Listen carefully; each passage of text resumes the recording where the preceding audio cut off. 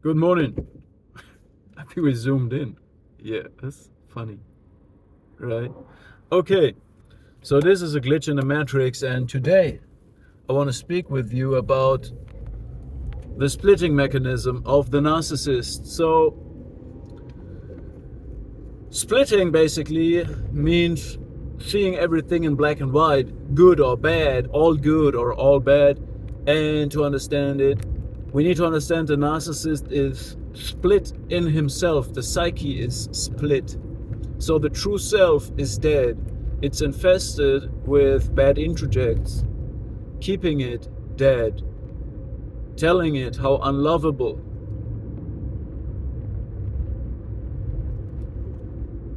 how inferior, how utterly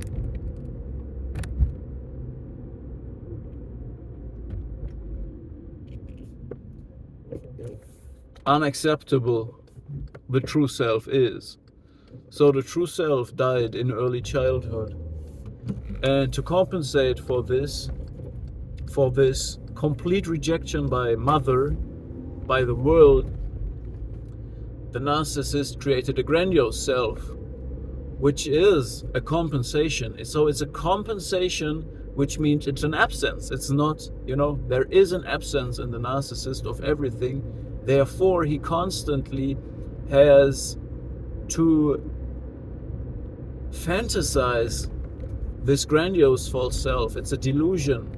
And this delusion needs fuel. So it's a constant process. A true self would be something constant that is self-evoking, it has substance, all right? It does not dissipate. The narcissist is always in the fade because he is living based on a false self. He only has introject constancy, meaning the world in this process of splitting, when the narcissist was split in two, like dead self and false self, in this moment, he has also lost the world, because the world means that you have a connection to the world. It means that you're the substance of your true self, which is always there. You don't need this external validation. You're sure of yourself. Based on this, you can have an object relationship, an object constancy, and introject constancy, meaning you know that all the people you know are real people interacting in this three-dimensional world, in this planet Earth, in this reality, in this matrix, and they have an external reality. But you also have an introjected version of them, meaning, you can imagine to talk to people that you know very well, and when you have a question, you can even ask them questions in your mind, and you will be able to kind of iterate like an artificial intelligence, like a language model. What would they say to this?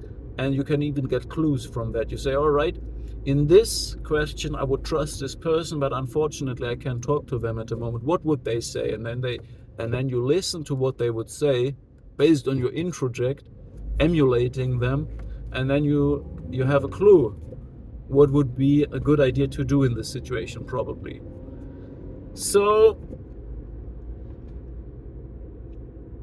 the narcissist is split, therefore he splits. The thing is, you can only resonate with something that you carry inside. So when you carry inside a dead true self, a dead child kind of thing, and you carry inside a compensatory grandiose self, all you can resonate with is something very negative that you're running away from because it's dysfunctional.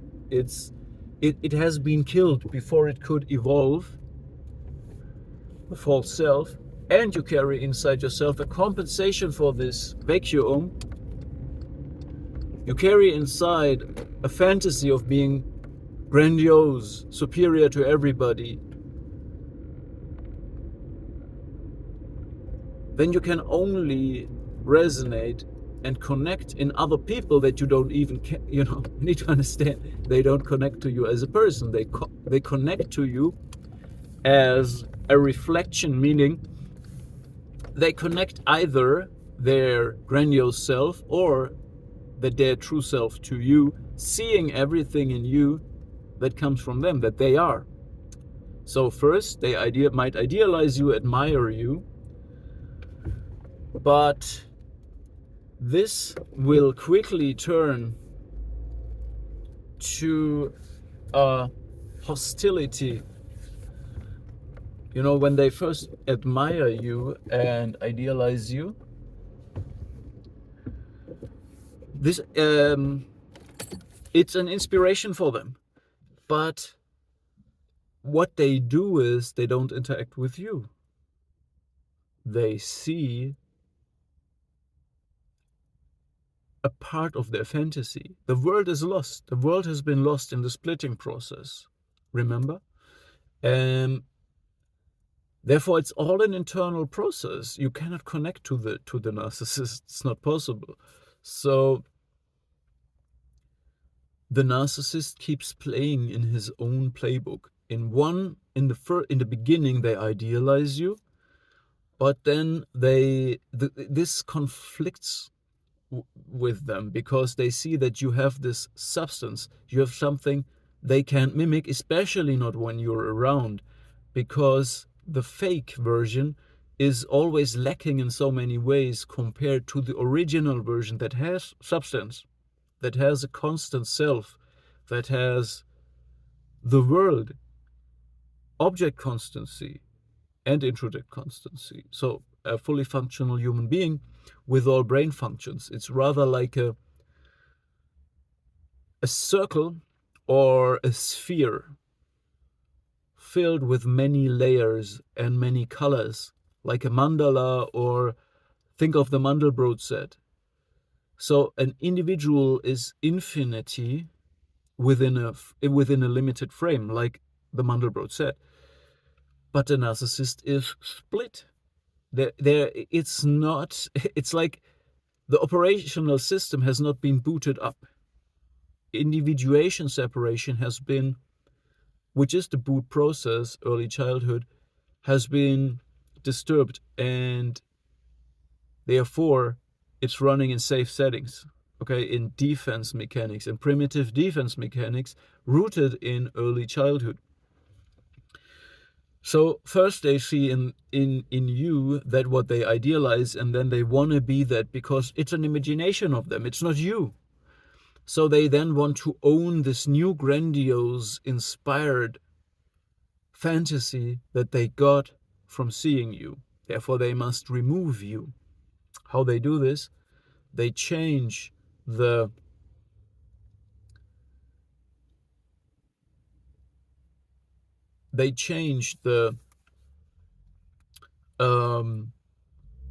introject that was idealized, the idealized version of you that is so great, that is greater than you even are, but it's a reduced version, it's not you.